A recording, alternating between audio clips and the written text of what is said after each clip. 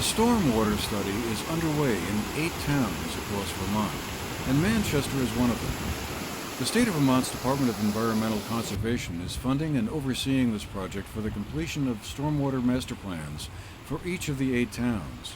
The others are Brattleboro, Rockingham, Stowe, Westminster, Williamstown, Windsor, and Woodstock.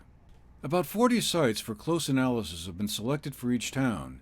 In Manchester, the bulk of them run from the main roundabout at the intersection of Main and Depot Streets, and then east along Depot Street, roughly to the R.K. Miles Lumberyard.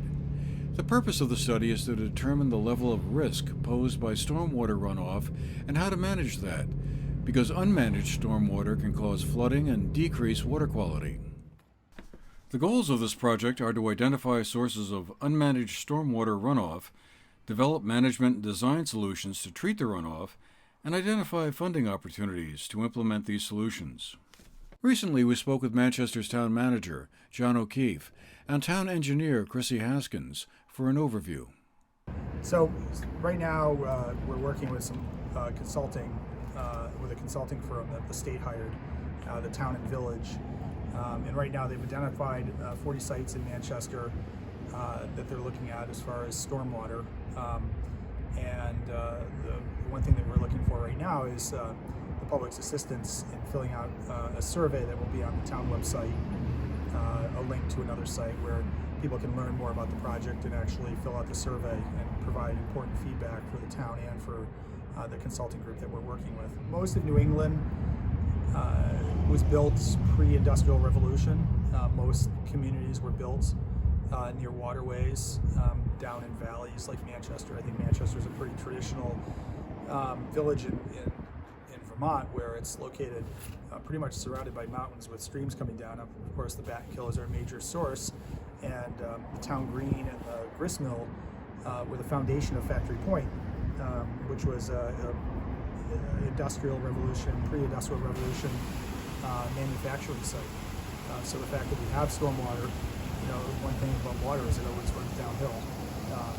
And so we are downhill pretty much, right down where we are at Depot Street. So of course we're going to have issues, but the goal is to implement 21st century strategies and infrastructure to try to handle that so that the community stays resilient and our downtown thrives. So, Chrissy, what's the remedy for that stormwater? What has to change, or what infrastructure needs to be put in place or modified to fix the problem? So the traditional stormwater management methods include catch basins and pipes, and we pretty much send that water directly to our surface waters, our streams and our lakes and ponds. The today's method of stormwater management is a lot more centered around green infrastructure, and that is using infiltration, bioretention, gravel wetlands, and sand filtration to treat that water and to infiltrate it back into the ground. We do still have some water going to surface water after that, but it's been treated first, and we're reducing that peak runoff amount to the surface waters. We're about halfway through the project at this point. They started last summer with some desktop analysis of the town and village to identify these 40 sites. They did some field investigations last fall to confirm feasibility on these sites, and over the winter they ranked the 40 sites. So at this point we have a ranking of the initial 40 sites, and what we're moving forward with now is taking those the top 18 of those 40 sites and doing a second ranking on them using some different criteria. And from that, we'll end up with our top 3 sites that will be have conceptual designs for each one of them. So they'll have 30% conceptual designs and illustrative renderings of what it would look like. And that is expected to finish up next spring or summer. So we'll have the full plan at that time. Watershed Consulting is a Vermont-based environmental consulting firm working with the town of Manchester as part of the Department of Environmental Conservation's Stormwater Management Survey. We spoke with Andres Torizo, a principal partner and hydrologist with Watershed Consulting, about the project. The purpose of the project is to help Manchester town and village identify problem areas for improvement to both solve flooding and water quality issues. So this is kind of a long-range plan to kind of identify where the opportunities are and then develop solutions for the problems related to stormwater runoff.